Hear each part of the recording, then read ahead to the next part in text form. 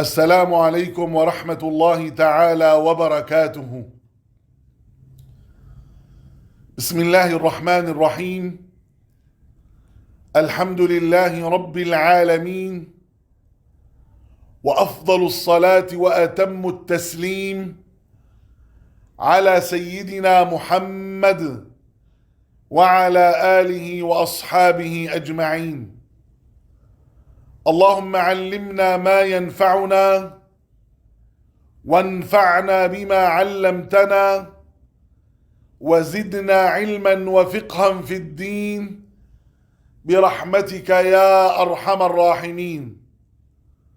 اللهم أعطنا سؤلنا واقض لنا حوائجنا على الوجه الذي يرضيك عنا، واجعلنا من الذين يستمعون القول فيتبعون أحسنه برحمتك يا أرحم الراحمين.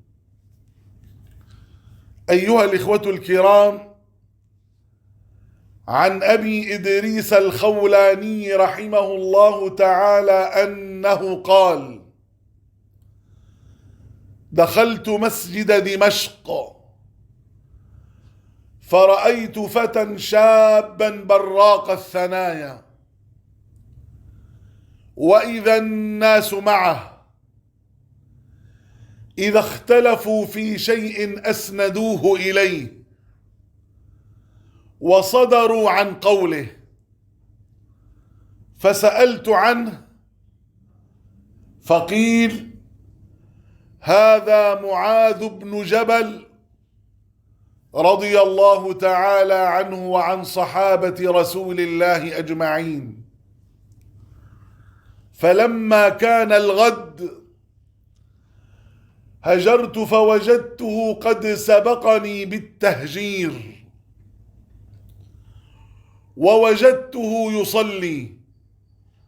قال: فانتظرته حتى قضى صلاته، ثم جئت من قبل وجهه فسلمت عليه، ثم قلت له: والله إني لأحبك في الله.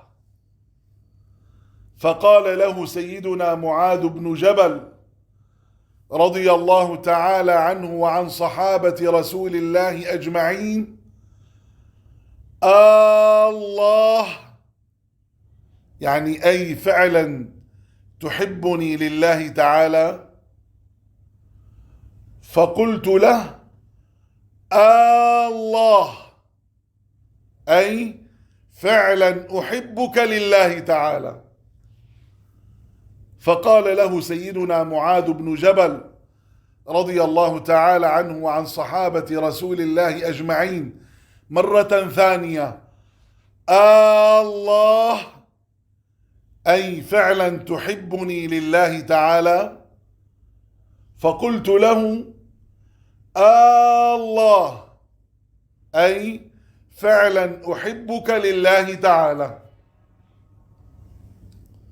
قال: فأخذ بحبوة ردائي فجذبني إليه وقال: أبشر، فإني سمعت رسول الله صلى الله عليه وسلم يقول: قال الله تبارك وتعالى في الحديث القدسي: وجبت محبتي للمتحابين في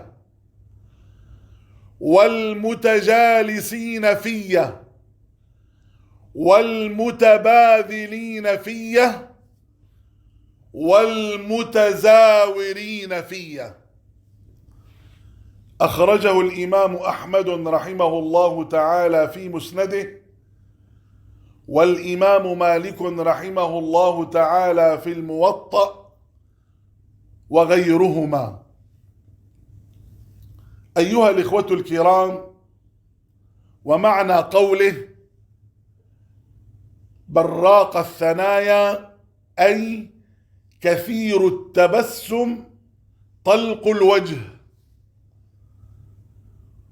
ومعنى قوله هجرت أي جئت مبكرا قبل وقت الصلاة.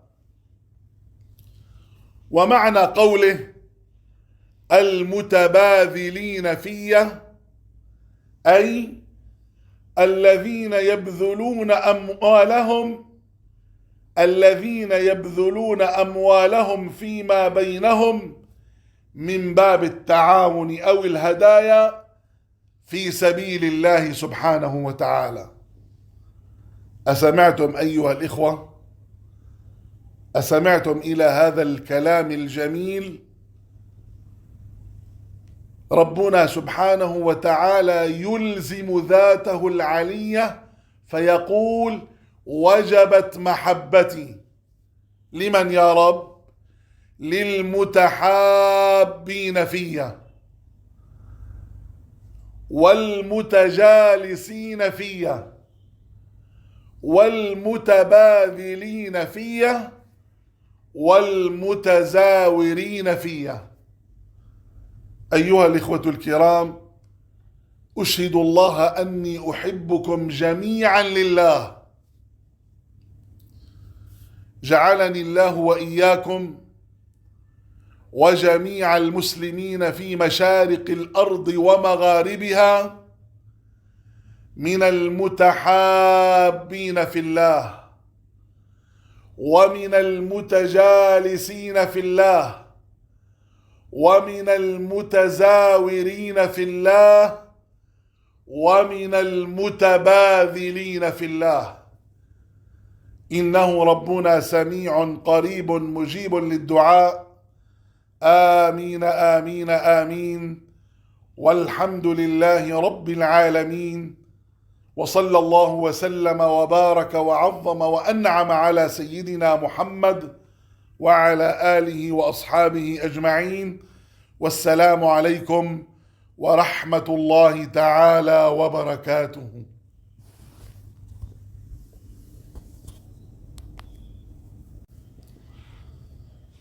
السلام عليكم ورحمة الله تعالى وبركاته.